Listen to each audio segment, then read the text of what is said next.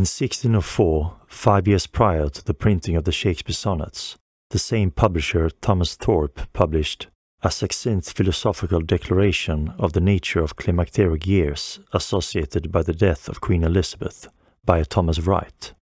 Queen Elizabeth died in her 17th year in 1604, so this book was authored with the quest to explain climacteric years and why people are more sensitive to changes in such ages and more prone to die. At certain climacteric ages, the body underwent physical changes, and a person thus became especially liable to change in health or fortune at such ages.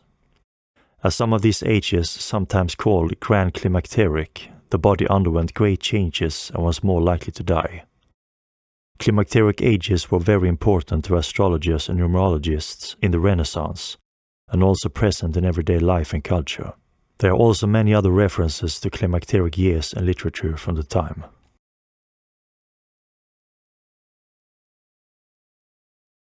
Climacteric years followed 2 series.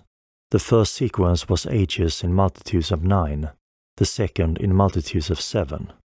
Grand climacteric, very dangerous stages are 7 times 7, which is 49, 7 times 9, which is 63, and 9 times 9, which is 81. The 7th year also counted as a grand climacteric due to the fact that Queen Elizabeth died at this age.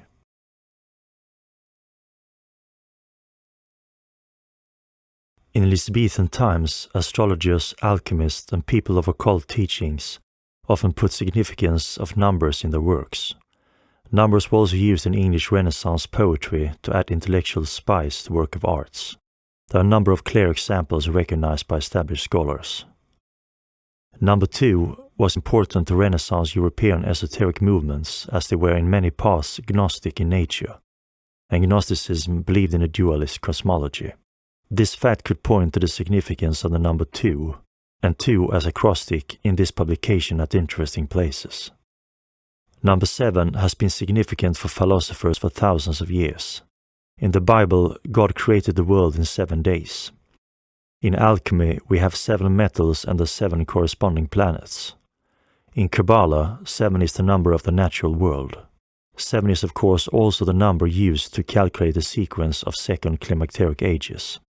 Number 9 was significant in Renaissance England. It was a number to define the sequence of the first climacteric years. It also had a multitude of magical, alchemical, and astrological significances.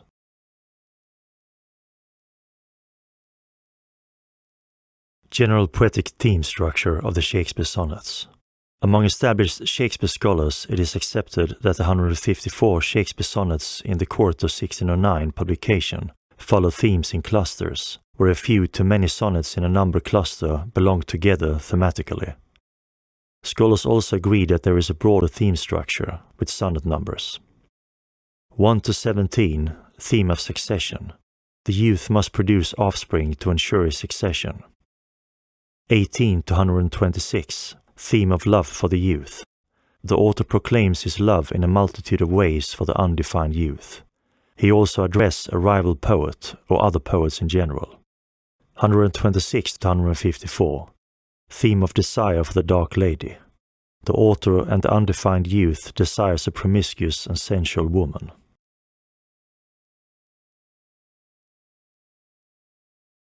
Among established Shakespeare scholars, it is also accepted that sonnets 49, 63, 77, 81, and 126 are thematically distinctive. They seem to be somewhat shoehorned in relation to the themes of sonnet clusters before and after them. They all look into the future or include the concept of time in some other way. They are also different in their poetic construction. Sonnet 77 does not seem to be poetry at all, but clear instructions. I will show this later.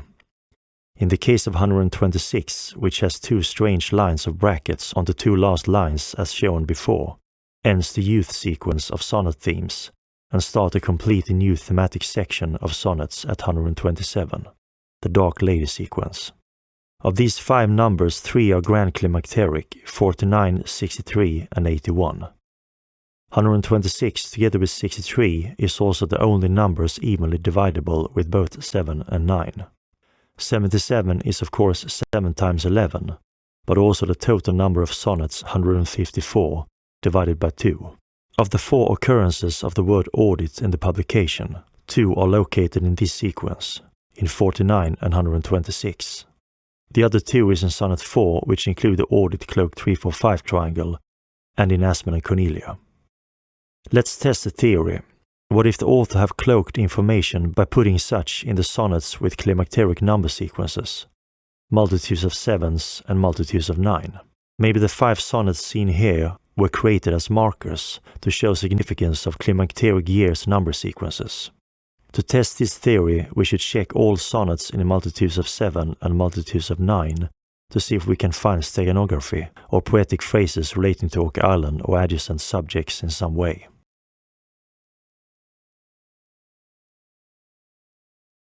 A fast analysis in the first climacteric sequence, multitudes of 9, show that in addition to the 63, 81 and 126 distinct theme sonnets, we have 2 out of 4 dotted sonnet numbers at 9 and 18, and also the only sonnet with 15 lines instead of 14, at sonnet 99.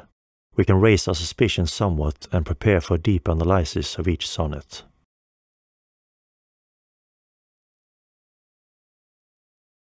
The second climacteric sequence is somewhat more interesting in a fast analysis. We have 49 which include both telestic and acrostic words, and a distinct theme including the word audit. 77 has a very distinct theme that looks like instructions, as we shall see soon, and 119 is very interesting. In all but one of the 13 extant copies of the Shakespeare sonnet 1609, number 116 has an error in the typeset showing 119 instead of 116.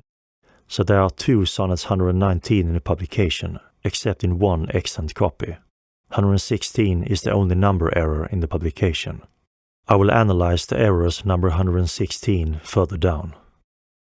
Number 63 and 126 is shared by both the 7th and 9th sequence, which could be the reason 126 is both a divider of major themes and also include 2 strange lines of brackets. At 147 we find something exceptionally interesting. This sonnet include capta dictionum and also 2 words as possible acrostics, spelling map and I am ham, bacon. More on this later.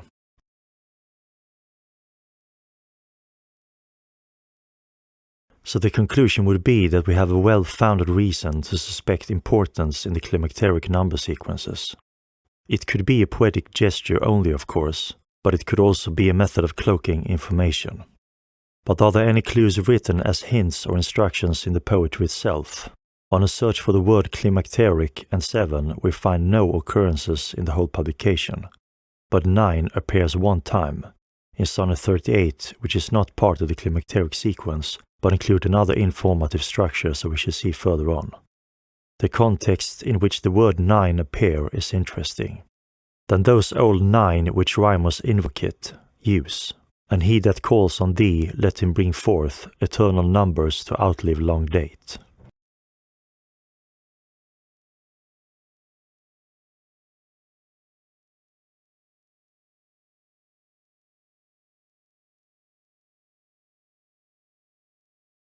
Let's read the full sonnet. Lo, in the Orient, when the gracious light lifts up his burning head, each under-eye doth homage to his new-appearing sight, serving with looks his sacred majesty. And having climbed the steep up heavenly hill, resembling strong youth in his middle age, yet mortal looks adore his beauty still, attending on his golden pilgrimage. But when, from highmost pitch with weary car, like feeble age, he reeleth from the day, the eyes for duteous now converted are from his low tract, and look another way. So thou, thyself outgoing in thy noon, unlooked on diest, unless thou get a sun. Here we have a clear and distinct reference to the sun and its journey over the sky during day. Also we have the repetition of the word I, and that I is converted in some way. The number 7 is here very important, together with the words golden pilgrimage.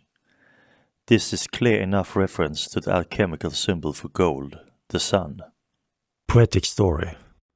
Unless the poet has children to carry on the line and reflect his former beauty, He will vanish unknown into the murky depths of time.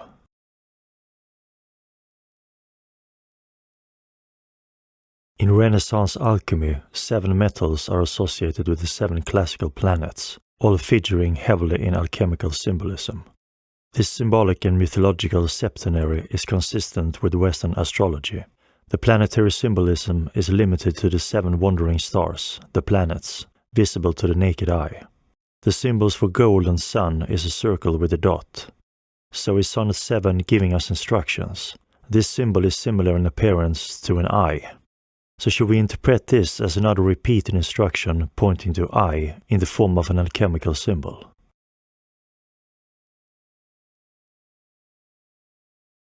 Sonnet 14. Interesting phrases.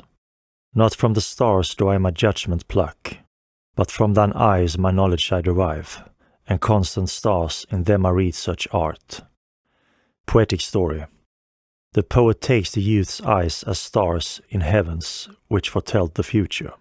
The author implies here that the foreknowledge he has from the stars of the youth's eyes surpasses that derived from traditional astrology. He asserts that truth and beauty are doomed forever unless the young man chooses to perpetuate his line by having children. Constant stars could be a reference to the North Star, used in nautical navigation at the time.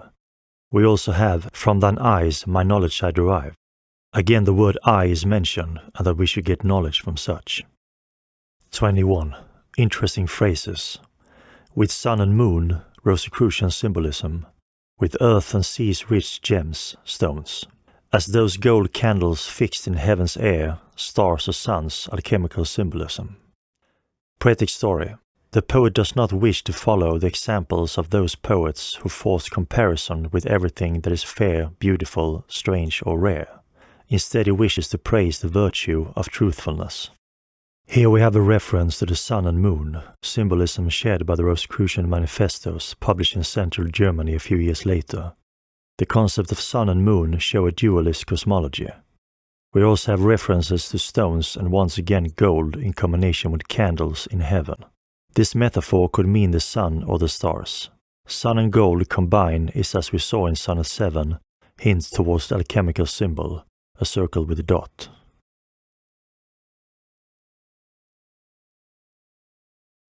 (28) Interesting phrases. When sparkling stars twire, twinkle, not thou gildest the even, not gilding the evening. Poetic story. The poet is in distress and tries to calm the day and night, reflecting that during the day he cannot be with the youth and at night cannot sleep for thinking of the same. He is in agony due to the long distance in time between the youth and himself. Number 28 gives another reference to stars in combination with gold, gilding, pointing towards the alchemical symbol. During early 17th century, the sun was not seen as the same type of object as a star by the common man or the establishment. But those with esoteric training was familiar with the theory that the sun indeed was a star and that the earth was a planet like the others. Giordano Bruno, a pan-European famous Italian esoteric philosopher who influenced later esoteric movements, lived from 1548 to 1600. He claimed that the sun was a star. He was condemned and was burnt alive in Rome in the year 1600 for heresy. 35. Interesting phrases. Roses have thorns and silver fountains mud. Authoring their trespass with compare. Lives in sweetest bud. Poetic story. The author is angry with a young man for an apparent betrayal through infidelity. This sonnet could be interpreted as describing homoeroticism. Francis Bacon had been described by contemporary writers as homosexual, or at least bisexual. In 35, the word rose appears again, in combination with thorns. Also buds are present. These 3 words appear together many times in different constellations, as we shall see later. They could hint to the Rosicrucian rose. We also have an interesting phrase, authorizing that trespass with compare. Is the author comparing the reader to something in order to let him trespass?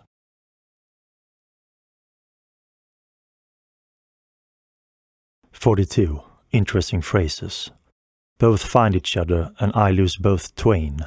And both for my sake lay on me this cross. But here's the joy, my friend and I are one. Poetic story. The young man is present as the author's friend.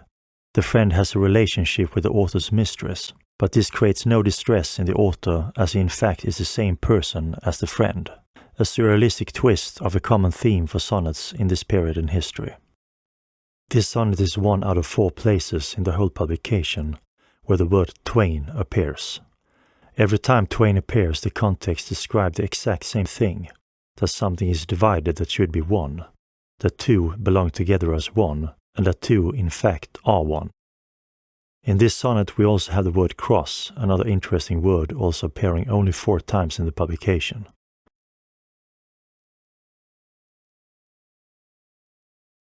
Sonnet 49, Grand Climacteric Sonnet. In this sonnet we immediately find C as telestic and so as acrostic. 2C in the same sonnet as telestic only appears in 2 other sonnets in the publication, and together with the saw we suspect intention. This is the only sonnet in which we have this structure of C and saw. Let's listen to the full sonnet. Against that time, if ever that time come, when I shall see thee frown on my defects, when as thy love hath cast his utmost sum, called to that audit by advised respects, against that time when thou shalt strangely pass, and scarcely greet me with that sun thine eye, when love, converted from the thing it was, shall reasons find of settled gravity. Against that time do I ensconce me here, within the knowledge of mine own desert, and this my hand against myself uprear, to guard the lawful reasons on thy part. To leave poor me, thou hast the strength of laws, since why to love, I can allege no cause. Poetic story. The author foresees a time when the beloved youth will pass him by avoiding eyes. In advance the author forgives him and declares that he himself would take the witness stand against himself. He justifies this declaration in legal and formal terms. This is one of the sum sonnets, and it seems to tell that we are advised to use a sum with the audit structure, the 3-4-5 triangle. We also have a repetition of "with that sun thine eye," a connection between the sun and eye once again, hinting towards the alchemical symbol for gold. Settled gravity also hints to an underground store.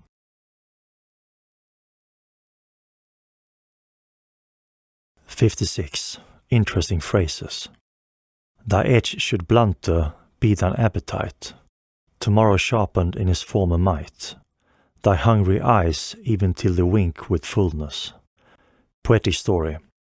The author asks the abstract love to be renewed so that he can be reunited with the youth. He tells about an ocean that separates 2 shores, whereon 2 lovers stand, hoping to catch a glimpse of each other and increase their love. With a little bit of imagination, these interesting phrases can be related to the geometric map from the Northumberland manuscript, with 2 pointer lines intersecting in the far distance. The edge, the intersection of the lines, is in the future decrypted and defined, sharpened to the former might. We also find references to eyes, here they wink with fullness.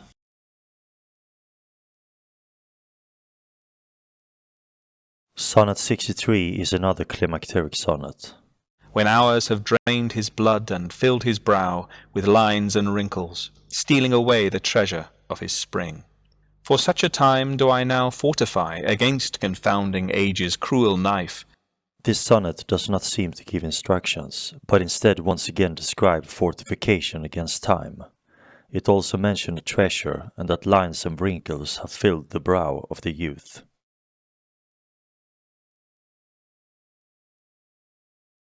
'70. Interesting phrases. Thy worth the greater, being wooed by time, for canker vice the sweetest buds doth love, and thou presents a pure unstained prime, highest in rank. Thou hast passed the ambush of young days. Poetic story. The author declares that the morally ambiguous nature of the youth leaves the youth vulnerable to slander, that his virtuous beauty masks a potential for vicious habits. The author appealed to the youth's vanity in the hopes of encouraging upright behavior. The story of the sonnet points to the concept of worth and that right behavior is sought after. The author is looking for unstained prime, the purest and highest in rank. Thou hast passed the ambush of young days is especially interesting. Is the author here making reference to Oak Island? If the money pit is a decoy, then it could be seen as an ambush, a test.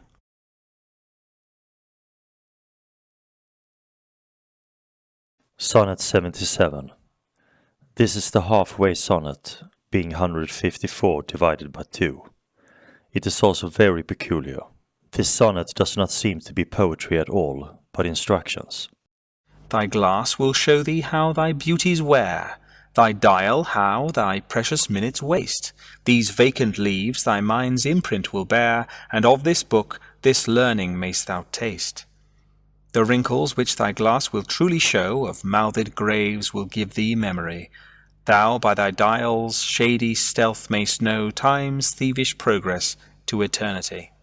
Look, what thy memory cannot contain, commit to these waste blanks, and thou shalt find those children nursed, delivered from thy brain, to take a new acquaintance of thy mind. These offices, so oft as thou wilt look, shall profit thee, and much enrich thy book. The style of this sonnet is different. It is as if the author wants to explain a method. First he instructs us to use a glass. This could of course be a mirror, but also a looking glass enhancing small details.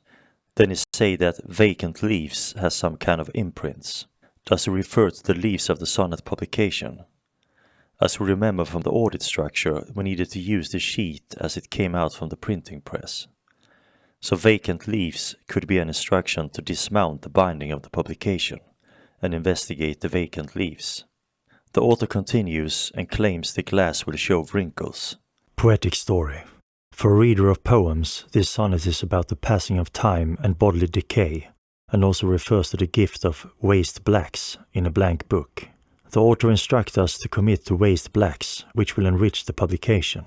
Established Shakespeare scholars have interpreted blacks as a typeset error for blanks. This is the established theory. But I think differently. Commit to these waste blacks, if understood literally, directly describe what kind of item to look for when decrypting the sonnets. Waste ink. More on this in the next section. Sonnet 77, together with sections of Asman and Cornelia, gives in my view clear instructions on how to decrypt the sonnets.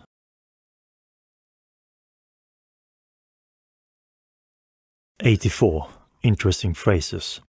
Than this rich praise that you alone are you. This is a phrase from Catholic Mass. In whose confine, detained, immured, which means walled in, is the store. Poetic story.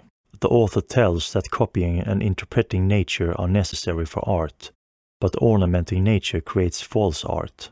For this reason, no distortion of the youth's beauty describes him. The youth should not retain the rival poet's false art. This sonnet, as in a few others, give vague reference to Catholicism, and that something is walled in to a store. This is interesting, as such references could lead to charges of blasphemy in Protestant England. We will expand the Catholic connection in Sonnet 105. 91. In this sonnet I found no interesting phrases. Poetic story. The author values an undefined superior attribute in the youth, more than any other sport or possessions. He emphasizes the empty void he would feel if the youth do not possess this attribute. Again we encounter the concept of evaluating the youth's character, checking for superior attributes.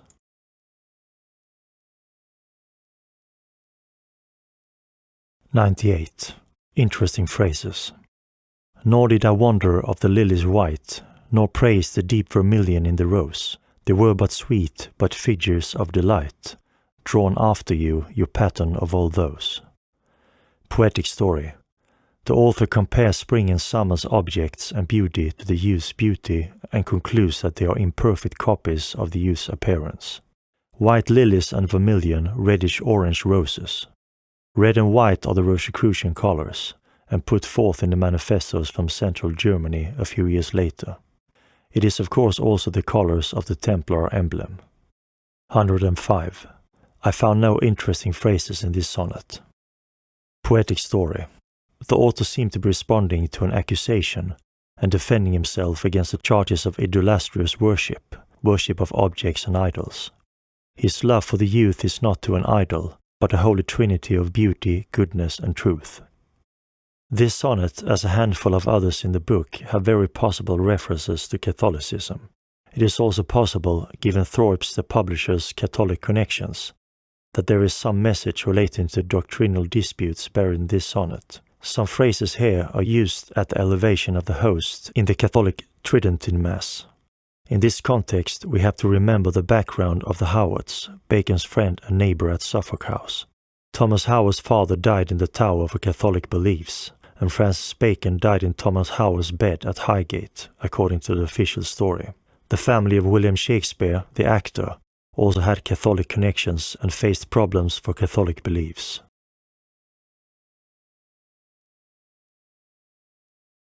"112. I found no interesting phrases in this sonnet. Poetic story. The author addresses someone, you, probably the youth, and declares that this person's judgment of the author is the only judgment worthwhile. The author throws all other opinions in a bottomless pit. The author's rejection of the rest of the world in this context is so complete that the rest of the world may as well be dead. It is hard to interpret this sonnet, but we seem to once again encounter the concept of opinion and judgment.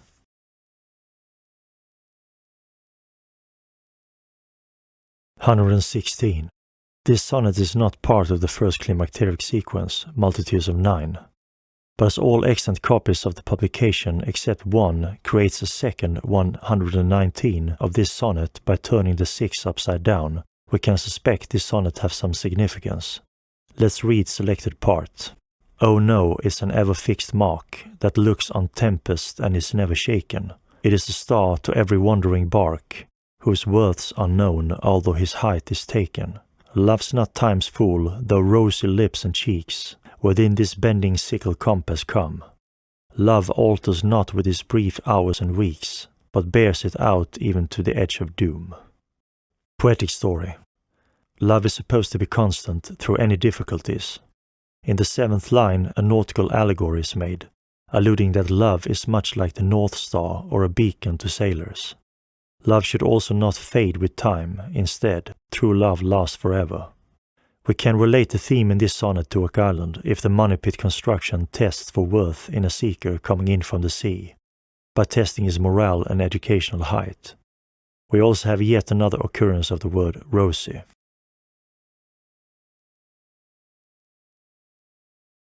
Sonnet 119. Interesting phrases. What potions have I drunk of sirens' tears? From Greek mythology, beautiful creatures that lured nearby sailors into dangerous and rocky passages.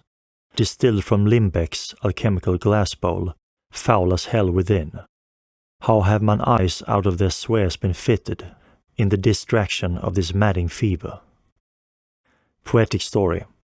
Arguing that his actions were impulsive and uncontrollable, the author sincerely apologizes for betraying the youth. He describes the destruction of the relationships as tragic, but rebuilds his love to grow even stronger. The real Sonnet 119 also includes a theme of a journey at sea, with sirens' tears bringing danger to such journey. We also have a direct reference to alchemy with the word limbex, referring to the glass bowl used by alchemists. Eye is mentioned once again, together with spheres and the word distractions.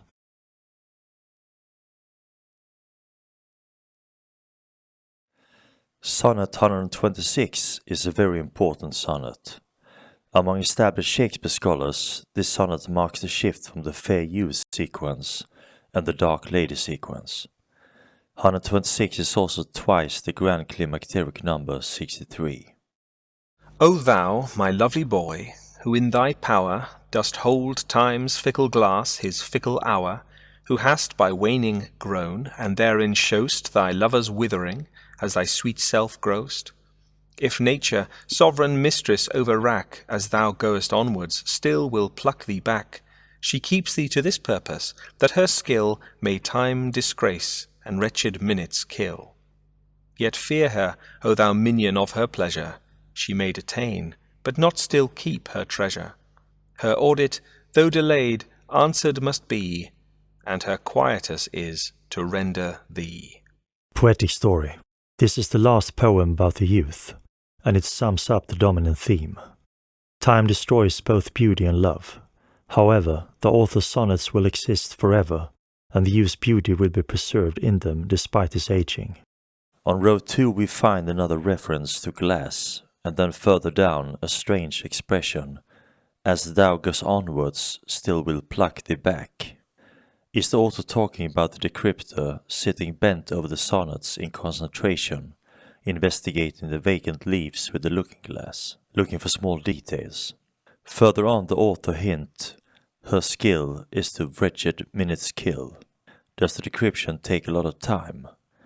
That in the end of the sonnet we have another reference to treasure, and then one of the 4 audits in the publication. Her audit, though delayed, answered must be, and Aquatus, the finishing stroke, is to render thee. Then 2 empty rows. Does the author refer to the audit 3-4-5 triangle structure? Does the delay mean that some time need to pass before the audit can be answered? The Okaidan project was created for future people to find, so maybe this delay referred to a long time after the printing of the sonnets. But what should we render? The last word thee in the sonnet seems to point to the 2 empty rows underneath. Should we render the rows, the lines of text? Should we look for something among the text that we need a looking glass in order to detect? Hints seem to pile up.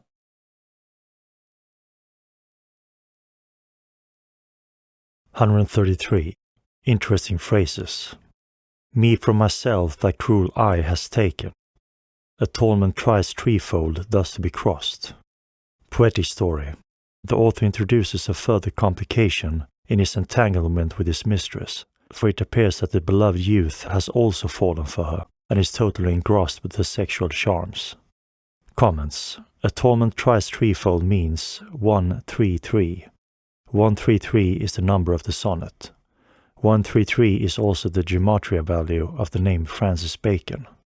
The expression containing thrice threefold is indeed very interesting, but will be investigated later in the right context. I will return to it. 140. Interesting phrases. Last line, bear thine eyes straight. Poetic story. Sinking quickly into despair over the sad state of his relationship with the woman, the author threatens the woman with public humiliation should she not at least feign love for him. Comments. We have Titan as acrostic.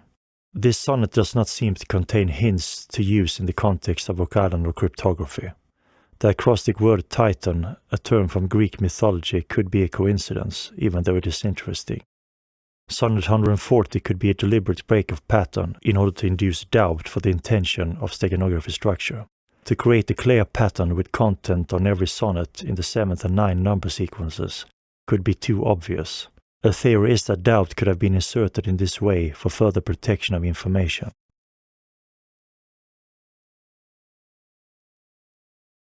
Sonnet 147. Here we have an enormously interesting and crystal clear steganography structure. We have in this sonnet Ham as acrostic.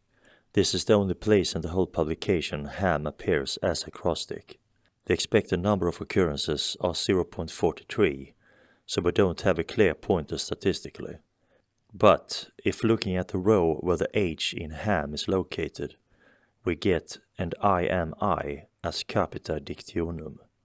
If continuing to read the Ham vertically, we get and I am I Ham, which could be a play of words for and I am bacon. It is important to note that in my analysis of both Capita and Fines Dictionum, the full publication renders gibberish in all 2,456 rows but a few. In the white box here you see the extracted Capita Dictionum in all rows in this sonnet.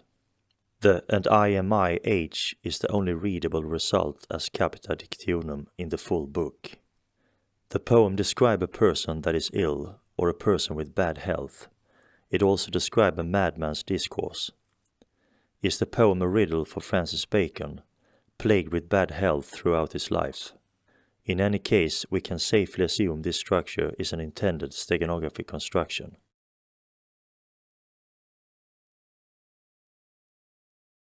"154. Interesting phrases. The little love god Cupid laying once asleep, laid by his side his heart-inflaming brand. whilst many nymphs that vowed chaste life to keep came tripping by, but in a maiden hand. The fairest votary took up that fire which many legions of true hearts had warmed. Poetic story. Cupid, the love god, is asleep. Beside him lay his torch, which many legions of true hearts had warmed. A nymph steals the torch. Comment. Is the torch a metaphor for the menorah? This sonnet ends the number sequence, being twice the number 77. Sonnet 154 is a rewrite of Sonnet 153, and 153 ends the first climacteric year sequence, multitudes of 9. Both sonnets describe the love god Cupid and that his torch is stolen. These two sonnets can be understood differently if exchanging brand for the holy fire of the menorah. If the menorah is the reason for the Oak Island project, then these two sonnets could work as hints for a decryptor to understand the seriousness of the project.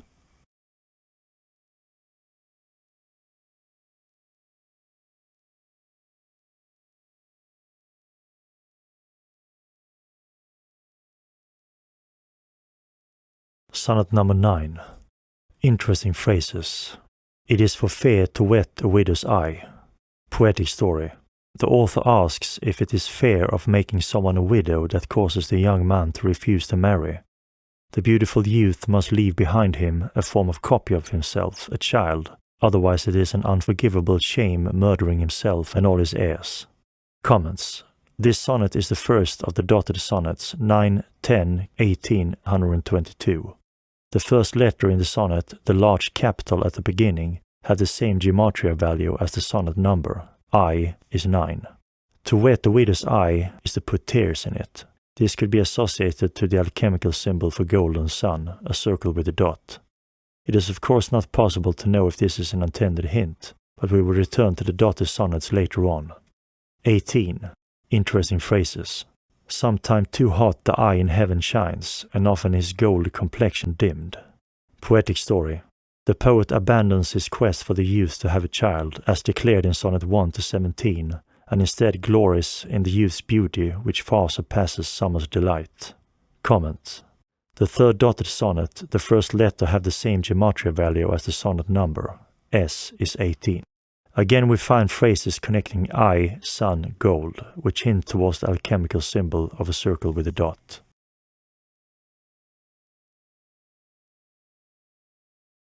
(27) Interesting phrases. The deer repose for limbs with travel tired, but then begins a journey in my head, to work my mind, intend a zealous pilgrimage to thee, and keep my dropping eyelids open wide. Poetic story. The author is on a journey to a place far away, and when his body rests at night, he begins a mental pilgrimage to the goal of his journey, or to the youth. These thoughts keep his eyes from sleeping. Is the author talking about the journey from Europe to America? Do the word pilgrimage hints towards religious motives? 36. Interesting phrases. Let me confess that we two must be twain, although our undivided loves are one. So shall those blots that do with me remain, without thy help by me be born alone. In our two loves there is but one respect, though in our lives a separate spite, unless thou take that honor from thy name. Poetic story. Obstacles of the friendship between the author and the young man remain, but the love for one another is as strong as ever. In Sonnet 36 the word twain appears. This word occurs 4 times in the publication, in Sonnets 36, 39, 42, and 1 time in Aspen and Cornelia. In all occurrences of this word, the storyline context is the same. Something is separated that belongs together. I will return to this structure later. The sonnet also mentioned the word blots. Could this mean ink blots?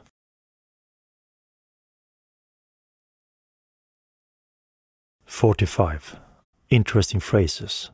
The other two, slight air and purring fire, are both with thee wherever I abide.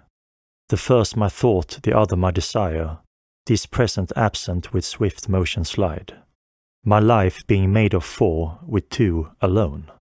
Poetic story. Here we again find references to alchemy. Reality was built from 4 elements, earth, wind, fire and water. When deprived of 2 of them, air and fire, which corresponds to thought and desire, the body sinks into melancholy and decay. This seems to be an addition to the concept of 2, and that two things are one and belong together. Here the two should be accompanied with two more, making up a total of 4. Sonnet 54. Interesting phrases. By that sweet ornament which truth doth give, the rose looks fair, the canker blooms have full as deep a dye as the perfume tincture of the roses, hang on such thorns, when summer's breath the masked buds discloses, dye to themselves sweet roses do not sow. Poetic story. Those whose beauty is composed only of looks are compared to scentless roses, where those who have inward worth, like the youth, are compared to true roses, which are grown for the scent as much as for the looks. Here we have another references to roses, the same flower used in Rosicrucian symbolism.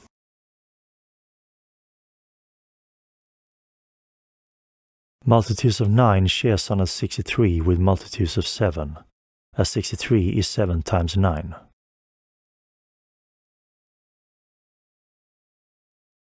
Sonnet 72. Interesting phrases. For you in me can nothing worthy prove, unless you would devise some virtuous lie. Poetic story. The youth should not praise the author's verse after the author's death, as such praise could bring ridicule to the youth. The author expresses self-denial. The author's work is unworthy unless the youth discovers a potent lie. If we think of the Shakespeare sonnets as a work of someone other than Shakespeare, then this subject becomes clear and understandable.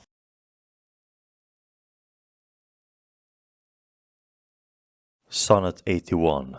Read selected parts. Your name from hence immortal life shall have, though I, once gone, to all the world must die. The earth can yield me but a common grave, when you entombed in men's eyes shall lie. Your monument shall be my gentle verse, which eyes not yet created shall o'erread. Again we encounter the concept of graves, entombment, monuments, and the passing of time.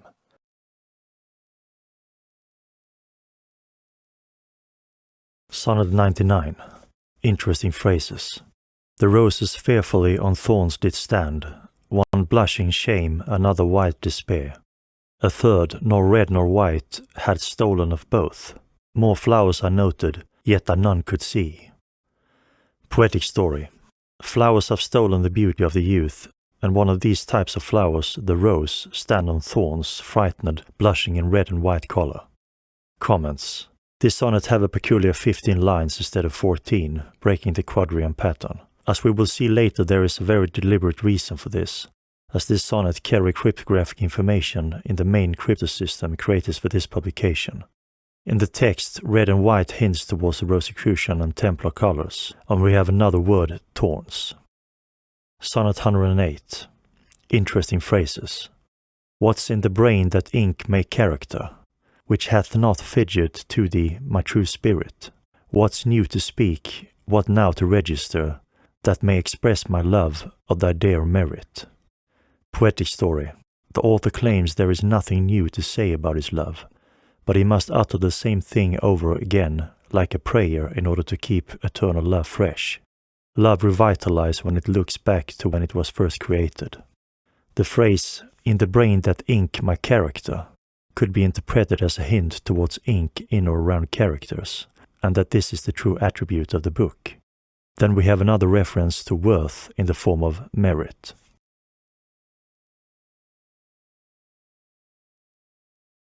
Sonnet 117. Interesting phrases. That I have hoisted sail to all the winds, which could transport me furthest from the sight. Poetic story.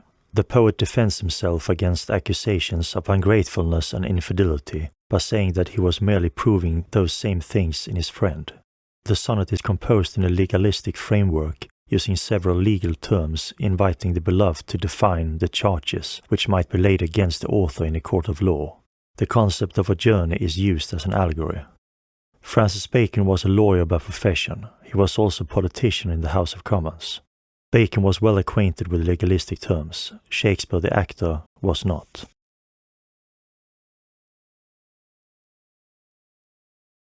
Sonnet 126.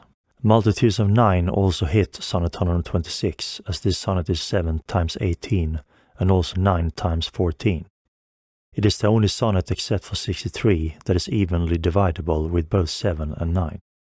The two empty brackets are indeed interesting. We have analyzed this sonnet in previous sections.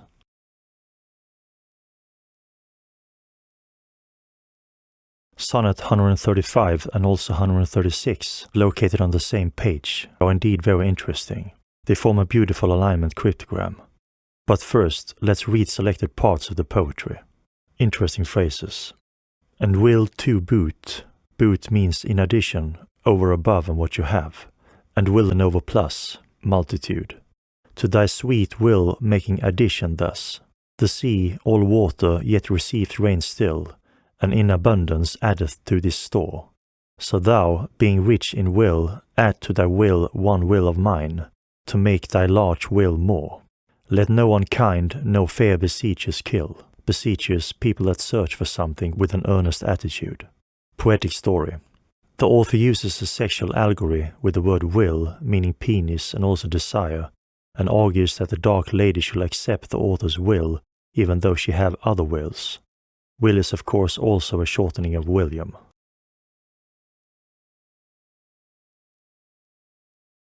Sonnet 136. In Sonnet 136 the story continues. Interesting phrases. Will fulfill the treasure of thy love.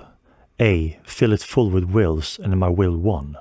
In things of great receipt, matters of great capacity, with ease we prove. Among a number one is reckoned none, then in the number let me pass untold, though in thy stores account I one must be. Poetic story. The sexual reference continue, and the author amplifies the claim that the dark lady could indeed take him as a lover, even though she has many others.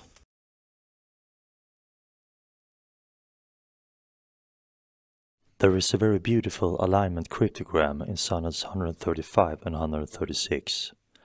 On this page there are 13 words will in italic font spread out over the page. When drawing a line on every place possible where 3 W's in the italic wills are pierced, we get an interesting geometric form. There are no place we can draw lines through more than 3 italic W's. The 4 lines we can draw seem to be positioned in pairs.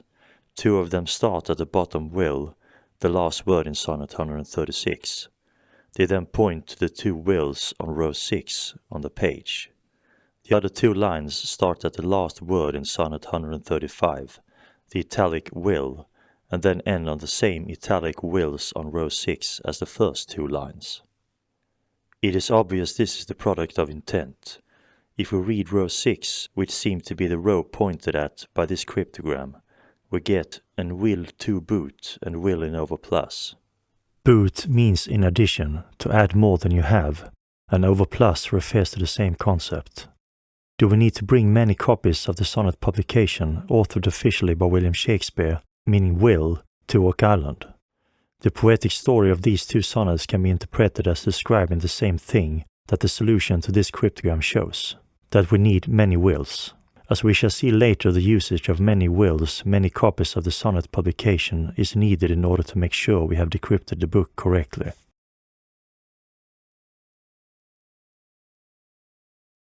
Sonnet 144.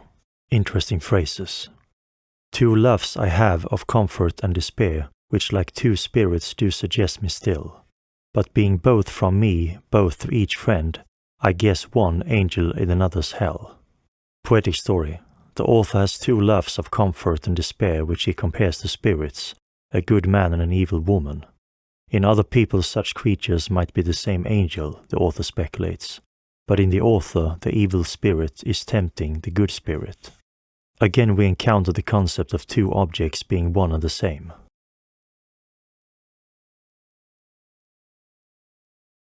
Sonnet 153. Interesting phrases. Cupid laid his brand, his torch, and fell asleep. A maid of Dian's, a woodland goddess, this advantage found, but at my mistress' eyes love's brand new fired. Poetic story. Cupid, the love god, is asleep, beside him lay his torch. A maid of the Greek wood goddess Diana steals the torch, which is fired anew. Comments. Is the torch again a metaphor for the menorah? This sonnet ends the first climacteric year sequence, multitudes of 9. Both this sonnet and Sonnet 154, which ends the second climacteric sequence of 7, describe the love god Cupid and that his torch is stolen. It is interesting that both sequences end with the same theme. Could this structure be a marker to point the existence of climacteric number sequences in the sonnets?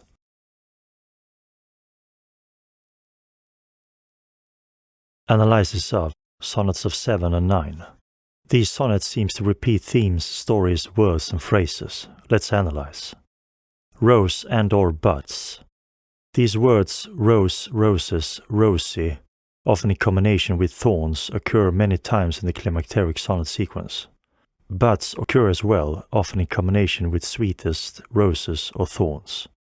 The many occurrences of the rose theme in the climacteric sequences could be appointed to the Rosy Cross or the Rosicrucians, the group that most likely created this publication. I, sun, and/or I, gold. The concept of eye or eyes having the attribute of sun and/or gold occurs in the climacteric sequences.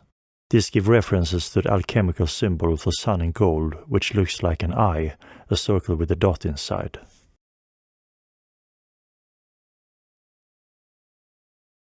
Ink and/or blots.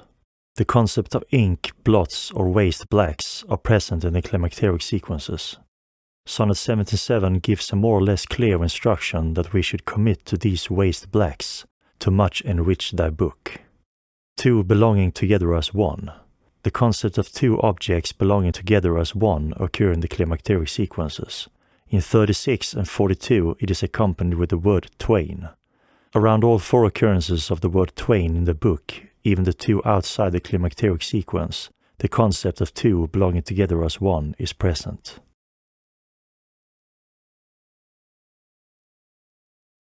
Concept of 2 to 4 and multitude. In Sonnet 45 we have 2 out of 4 alchemical elements, together with a hint towards a doubling of 2 into 4. On the Will Cryptogram page 135 and 136, we have clear instructions to bring many wills, possibly hinting towards many copies of the publication. References to audit. Sonnet 49 and 126 both give references to audit.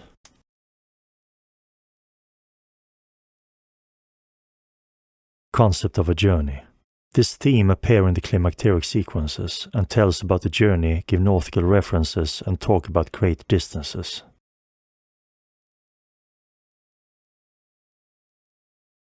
Sonnets of 7 and 9 together with previous hints. It is probable we need to put attention to O's in the publication that has 1 dot inside the ring, thus looking like the alchemical sign for sun and gold, an eye. These dots are normally the product of print dirt, which could explain the occurrences of the word ink, blots and waste blacks. Such waste ink could be used to carry information in a graphical or binary system of sort. Sonnet 49 and 126 seem to relate the climacteric sonnets to the audit structure, the cloak 3-4-5 triangle. Both these sonnets mention call to that audit by advised respects, and her audit, though delayed, answered must be, and acquitus is to render thee, referring most likely to the 2 empty rows in brackets. So should we collect 1 dotted O's somehow and apply this collection to the audit 3-4-5 triangle? But what about the concept of 2 belonging together as 1, 2 to 4 and multitude? Let's look at some other steganography structures and also analyze Asman and Cornelia to see if we can find comparable patterns.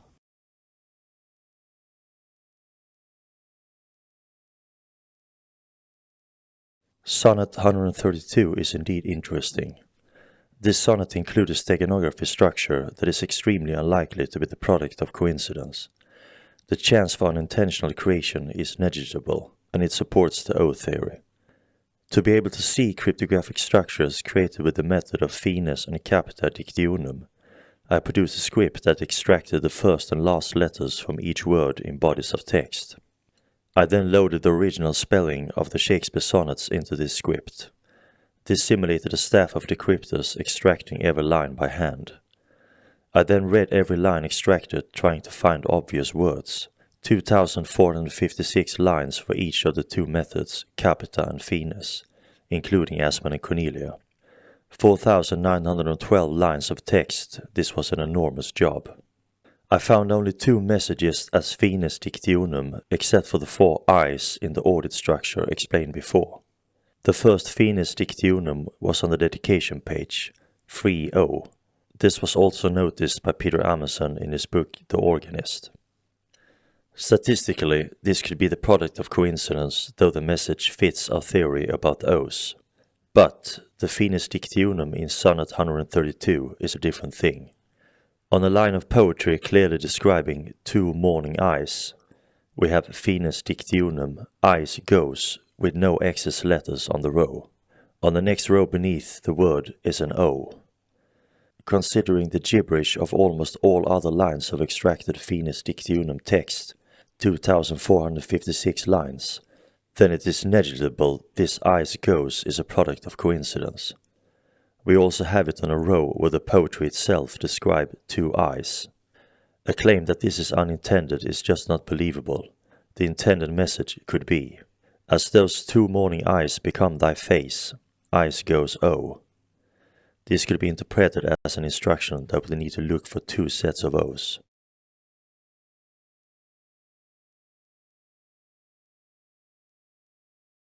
Asmund and Cornelia. If the sonnets of numerology and Sonnet 132 made us suspect encrypted information in 1-dotted O's, then sections from Asmund and Cornelia could be interpreted in a way that support this theory. Here you see parallels to the same type of information, and also that 1-dotted O's are meant to represent 1-hole drilled rocks on Oak Island. Tearing of papers, breaking rings atwain.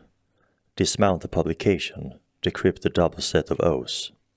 With twisted metal aimlessly impleached, with the help of a metal drill, and deep-brained sonnets that did amplify, encrypted sonnets that do define, each stone's their nature, worth and quality, the worth of each drilled rock. O then advance of yours that phraseless hand, move your hand, whose white weights down the airy scale of praise, over the leaves and count O's with 1 dot only. Works under you and to your audit comes. Count through the leaves and use with the audit cryptogram. The distract parcels in combined sums. Add up the O's with 1 parcel, 1 dot. O Father, what the hell of a witchcraft lies. There is importance in the small orb of 1 particular tear, in the small circle with 1 dot, 1 tear. This said, his watery eyes he did dismount. Extract the eyes, the O's with 1 tear, water, whose sights till then were level on my face, which I have been looking at for some time. Sometimes a levelled eyes the carriage ride, try to imagine, as they did battery to the spheres intend, that the O's, the spheres, you are investigating closely. Sometimes diverted their poor balls are tied, though some are for distraction, the right O's represent. To the orbed earth sometimes they do extend. Objects placed in a landscape, drilled rocks.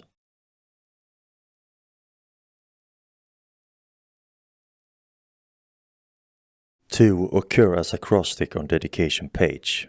2 appears 7 times total as acrostic in the publication, with a statistical expected number of occurrences of 3.07. The difference is not large enough for us to be convinced of intention, but there is a slight suspicion it has been said on purpose. Let's check all acrostic positions of the word 2 to see if we can find any structure we can interpret as steganography. The first sonnet with 2 as acrostic is Sonnet 39. Let's listen to selected parts of this sonnet.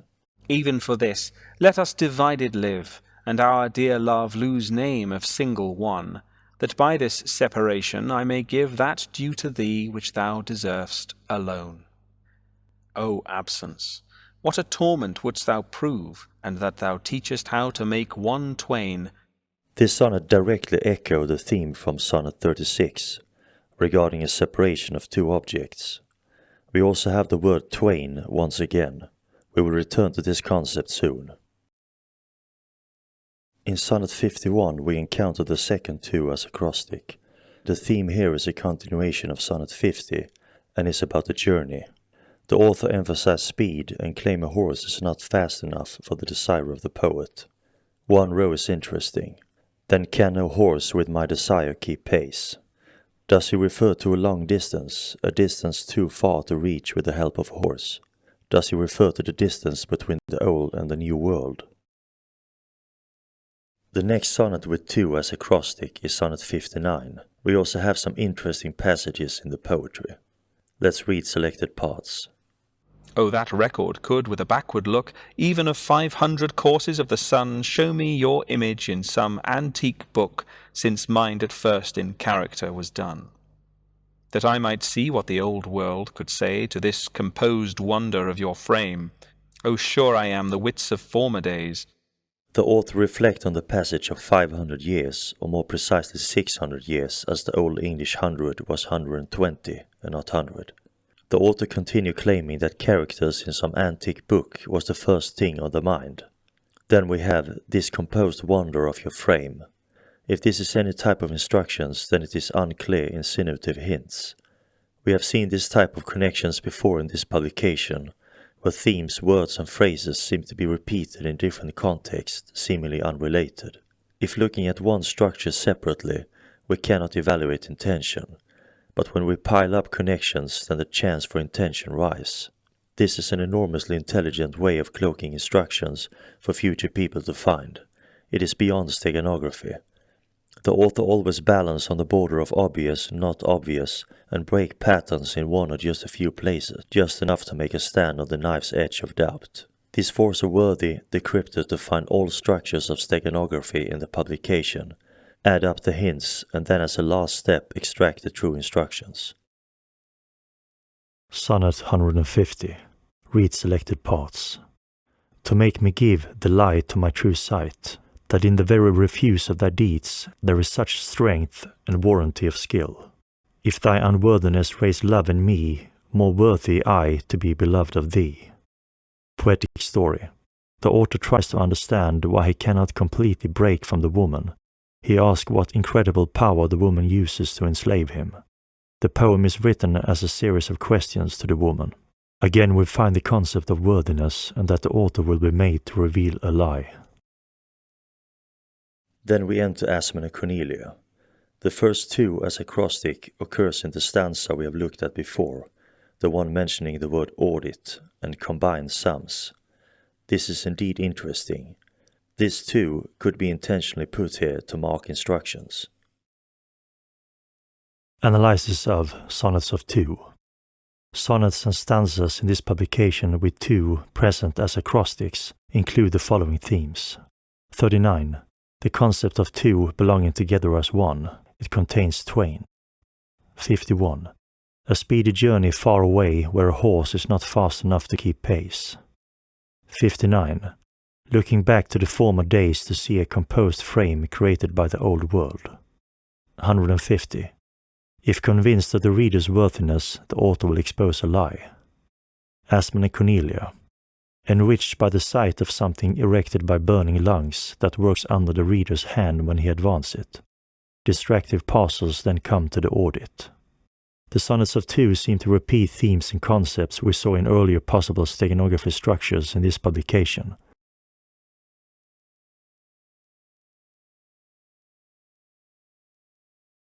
I noticed another steganography structure in the Shakespeare sonnets, which logic say is likely intended. This structure appears when following the word twain through the publication. This word occurs only 4 times in the full publication. Every time it appears, it is mentioned in the context of division, that 2 divided objects are one and the same and belong together. The poetic theme in these different passages where the word appear is not related in any other way. The first time it appears is in Sonnet 36. Read selected parts. Let me confess that we 2 must be twain, although our undivided loves are one. So shall those blots that do with me remain, without thy help, by me be borne alone. In our 2 loves there is but one respect, though in our lives a separate spite. The next time twain appear is in Sonnet 39, which is also sonnet with 2 as acrostic. Read selected parts. Even for this, let us divided live, and our dear love lose name of single one, that by this separation I may give that due to thee which thou deservest alone. O absence, what a torment wouldst thou prove, which time and thoughts so sweetly doth deceive, and that thou teachest how to make one twain. Once again we encounter the concept of separation in the same sonnet as the word twain appears. In Sonnet 42, the concept is repeated again, in combination with the word twain. Read selected parts. Both find each other, and I lose both twain, and both for my sake lay on me this cross. But here's the joy. My friend and I are one. The separated items need to find each other, as they are one and the same. The last time the word twain appears in the publication is in the first stanza of Asmund and Cornelia. Here it is mentioned in the context of breaking rings a twain, which could mean we need to decrypt double set of rings, O's. The concept of two items is thus present even here. Analysis of Sonnets of Twain. In all 4 occurrences of the word twain in the publication, mentioned in poetic context that seemingly has no relation whatsoever, we encounter the concept of separation. 2 objects should be seen as one object, they belong together. It is unlikely this structure appeared without intention.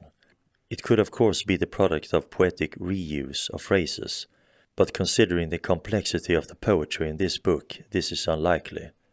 The poetry in the Shakespeare sonnet is ranked as one of the best ever authored, and it constantly uses new and unusual words. Repetition of poetic themes are used, but the reuse of poetic phrases are unusual. Could the concept of separation relate to the 2 different title pages of the sonnets? Of the 13 extant copies, 5 were to be sold by William Astley, and 7 to be sold by John Wright. One of the extant copies lack a title page. Where Astley and Wright borrowed names falsely printed on a title page to cloak a cryptographic feature, do we need both versions in order to extract information from one dotted O's? We can of course not know if the author referred to these 2 versions when talking about the separation, but in our information extraction experiments further down, we will see that this is in fact the case. Astley and Wright should be decrypted separately, and the results should be combined.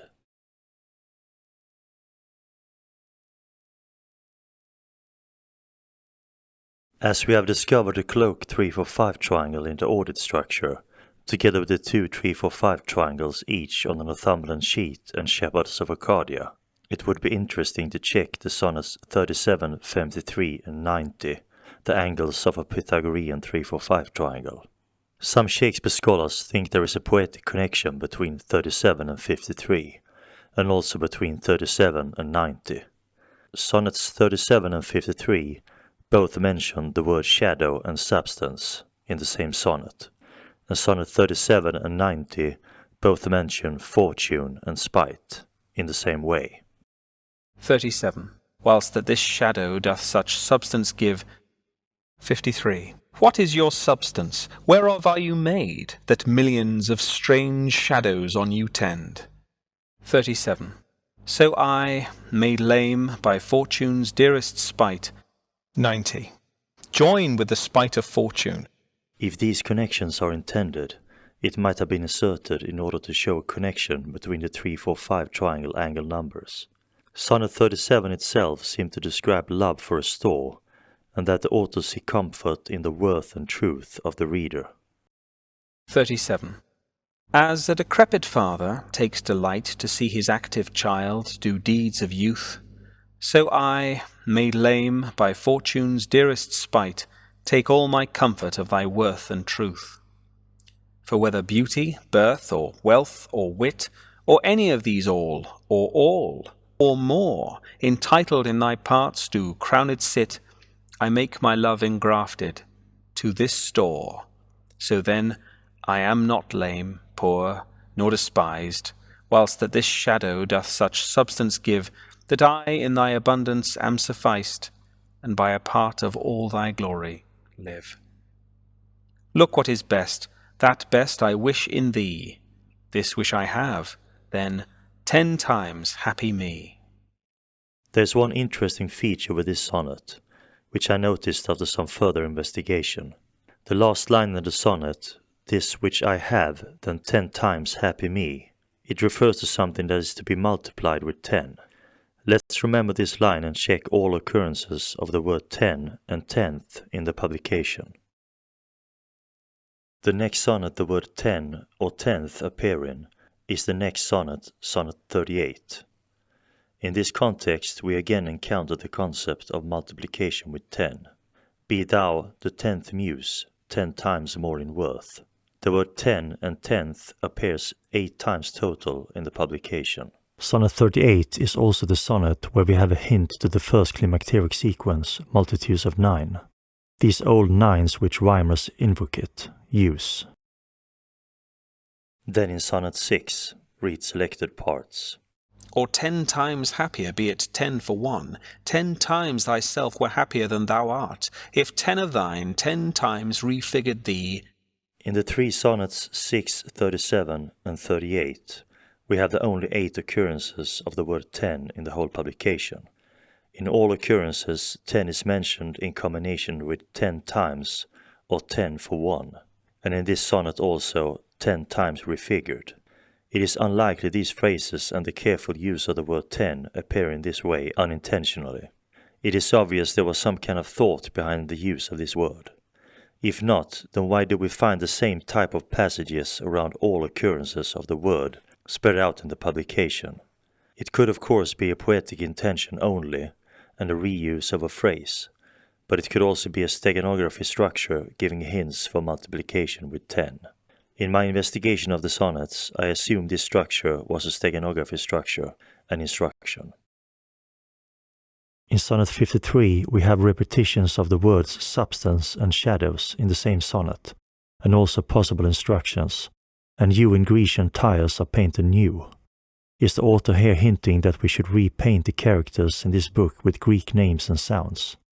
The Greek-Latin code was necessary in order to understand the pointer line structure in the Northumberland manuscript, and to arrive at sonnet 145 for instructions. Further down we also have, "The one doth shadow of your beauties show, the other as your bounty doth appear." This seems to hint towards a bounty that will sometime appear. In sonnet 37 the word deed appear on the second row, the same as here in 90, and the words fortune and spite appears on the third row in sonnet 37, the same as here in sonnet 90. Analysis of sonnets of the 47th proposition. Sonnet 37 is likely intentionally marked as connected with sonnet 53 and 90 by using the words shadow and substance, fortune and spite together in these sonnets. This could be a clue to the idea of the 3-4-5 triangle. Sonnet 37, 38 and 6 points to the concept of 10 times.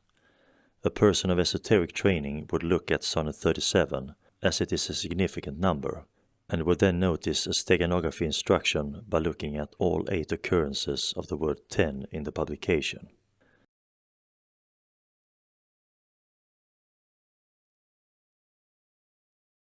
The word map occurs as acrostic on the dedication page. Map occurs 3 times total as acrostic in the publication, with an expected number of occurrences of only 0.15. Let's check the other 2 occurrences. The second occurrence of map as acrostic appears in sonnet 19. We have some interesting poetry in this sonnet.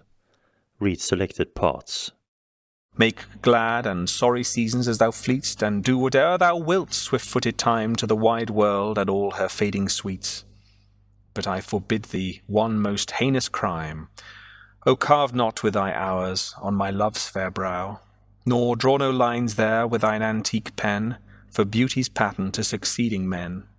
Once again we find the passing of time and thoughts on decay. Then we have an O as a catchword on the lower right corner of the page. The author seems to have used a negative instruction, telling that the swift-footed time should not carve the brows, and should not draw lines. But this could be a simple way of obscuring the instruction. If we remove it, we get, O carve with thine hours my love's fair brow, and draw lines there with thine antique pen, Maybe I'm pushing it a bit, but nevertheless it is interesting to make note of the use of the word draw in combination with lines. One does not draw lines of text in a book on poetry. One writes them. Drawing lines refer to geometric features, not text. The next position with map as acrostic is in Sonnet 147, which is also part of the climacteric sequences. Here we have an enormously interesting and crystal clear steganography structure as declared before. And I am my ham, Bacon. Interesting to mention in the context of map as acrostic is Sonnet 68. This sonnet does not have map as acrostic, but it is the only place the word map occurs in the text.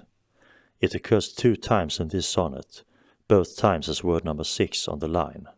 It appears in no other place in the publication. Let's listen to the full sonnet. Thus is his cheek the map of days outworn, when beauty lived and died as flowers do now, before these bastard signs of fair were born, or durst inhabit on a living brow. Before the golden tresses of the dead, the rite of sepulchres were shorn away, to live a second life on second head, ere beauty's dead fleece made another gay. In him those holy antique hours are seen, without all ornament itself and true, making no summer of another's green, robbing no old to dress his beauty new. And him, as for a map doth nature store, to show false art what beauty was of yore. If we think of him as the publication itself, then the poem could be understood as the cheek, the pages of the publication contain a map. Without all ornaments, the publication can be dressed anew and show this map. The map leads to a store in nature containing the truth of false art. These bastard signs of fear is interesting. It could refer to Francis Bacon's encryption of the publication. Francis Bacon, if being the firstborn son of Elizabeth, could have labeled himself a bastard. Analysis of Sonnets of Map. The 2 occurrences of the word map as acrostic, in addition to the dedication page, indeed show interesting structures. In Sonnet 147 we have a clear steganography structure hinting towards Francis Bacon. Sonnet 68, which contained the only 2 occurrences of the word map in the text, could be interpreted as a message proclaiming the publication include a map.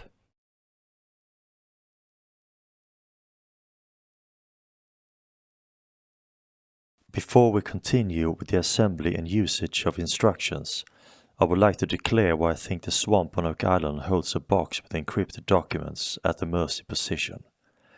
Aside from it being a reasonable theory considering the cryptographic discoveries I have made, there are hints in the Shakespeare sonnets that could be interpreted to support this theory. First, let's look at the stanza in Asmund and Cornelia. I try to interpret this stanza as instructions in the same way I've interpreted the poetry in the book. There are many parallels to the instructions I've already interpreted. Of folded schedules had she many a one. Does she have many copies of folded papers with numbered lists? Does this mean many copies of the sonnets with the sheets detached, which she perused, read through, sighed, tore, and gave the flood? Does she not understand the cryptography in the sonnets and throw them away? Cracked many a ring of poised, inscribed with short poems, golden bone. Does she instead break ciphers or riddles in poems written on rings? Did she find those golden rings in the money pit? Bidding them find their sepulchres in mud? Does the crypted info in the rings point to mud, to the swamp? Found yet more letters sadly penned, written in blood? Does she find documents in the swamp written with red ink? With sleeved silk feet, cunning skill, and affectedly in an emotional manner, and swatted, wrapped, and sealed to curious secrecy. Are the documents carefully enclosed and hidden in the swamp at a special position, Mercy Point? Just below the inscribed stone, augurs found chests of barrels of loose metal. We also have witness reports of gold chains found in the pit. Was this jewelry decoy treasures, inscribed with encrypted messages that directed the seeker to the swamp, to Mercy? I have of course exercised my imagination quite a bit interpreting this stanza, but let's continue. In the next stanza, directly after the first, the story seems to continue. This often bothered she in her fluxive, wanting eyes. Does she try to decrypt the swamp documents? And often kissed and often gan to tear. Are they hard to decrypt? Cried, O false blood, thou register of lies. Are the cryptographic structures created with red ink? Do they tell of something which seems to be not true? What unapproved witness dost thou bear? Does the letters tell a story previously unknown? Maybe that Shakespeare works was authored by someone else. Ink would have seemed more black and damned here. Are the red ink structures important? This said, in top of rage the lines she rents, opened. Does she in effort decrypt the lines in the text? Big discontent, so breaking their contents. Does she figure out how to use the decrypted information? Combining the messages in the two stanzas, we can see that some letters are red and that these letters are stored in mud. The person looking at these letters have a hard time understanding them. In combination with the two peculiar stanzas in Asmund and Cornelia, we also have a passage in Sonnet 145. But when she saw my woeful state, straight in her heart did mercy come. What woeful state is referred to? If we think of the Shakespeare Sonnets Quarto 1609 as part of a map to be used with objects in the money pit, and the backup geometry form cloaked in the Northumberland manuscript, then the woeful state could refer to a destroyed money pit. I will show in my grand plan theory further on how this could be connected. If the money pit is destroyed due to intense treasure-seeking activity, as is the current situation, then the worthy seeker should look for Mercy Point in the swamp instead, to retrieve a second map. Now let's jump to another publication. This is Pandora of the Sixth Age from 1617, one of the Rosicrucian manifestos, as I showed in the first lecture. An image in this book seemed to show a visual outline of the Oak Island project in line with my discovery. We have two castles, which could be two testing facilities with lines going out to the RC cross in the middle. This could represent the geometric map I have discovered. We have two persons, both somewhat looking like Francis Bacon, standing on a box each. The person on the right box has an anchor in his hand. Do the two boxes represent the box in the money pit and the box in water, the swamp? At the 153-foot level in the money pit, there was a cement chamber from which Augur retrieved a piece of paper with India ink text on. Was this document encrypted with the geometric map? Is the Northumberland manuscript a backup copy of this same map, hidden in the cellar of the financier of the Oak Island project, Thomas Howard, Earl of Arundel?